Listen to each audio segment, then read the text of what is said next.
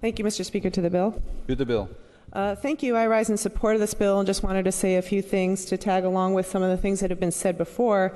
Again, I want to point to the science and the neurology of this and the fact that we know that brains are developing as they get older and that younger people are way more prone to addiction than they are when their brains are fully developed. That is one of the reasons why a decision to go to 21 for marijuana, for alcohol, and for tobacco is in a different category because of the physical impact than decisions such as marriage and others.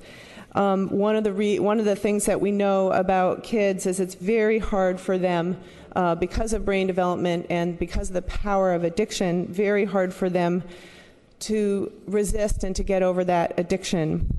Roughly 1/3 of all kids who become regular smokers before adulthood will eventually die from smoking. Roughly 1/3. That's roughly 1 out of 3 kids who start. And yet we know that 95% of the people, of adult smokers, started when they were younger. That's astounding to me, 1 out of every 3. So I don't believe this is just about impairment. It's not just about getting in a car under the influence and hurting someone else. We have to look out for our kids. We did that with suntanning. We've done it with a variety of different bills. I believe it's imperative that we do that. Another thing, Mr. Speaker, we've talked a lot about cost containment in this chamber. I believe cost containment is really essential.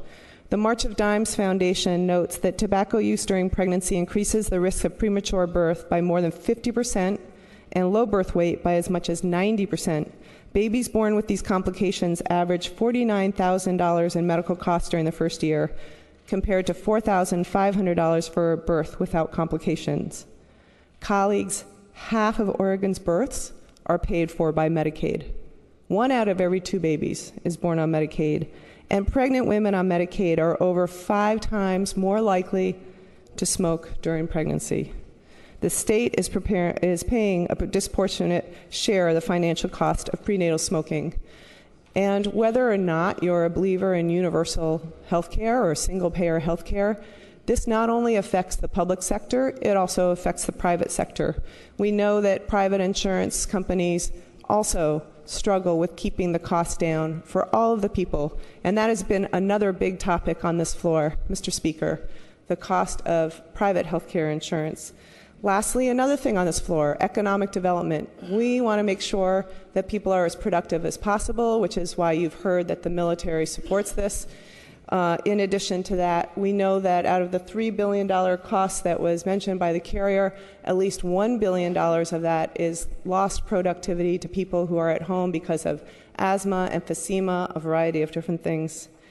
With regard to whether we have a comprehensive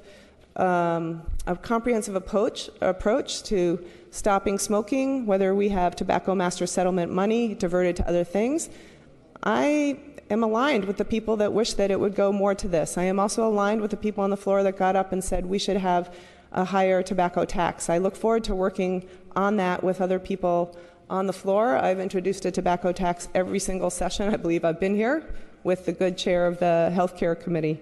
I do believe that that's essential, as is tobacco retailing, education, and a variety of different methods. However, it should not be confused with this bill. We need all of them, and it doesn't mean just because we don't have specific money funded at this point in time or that we've reduced that funding that we should not also pass this bill. So with that, Mr. Speaker, I encourage and I vote.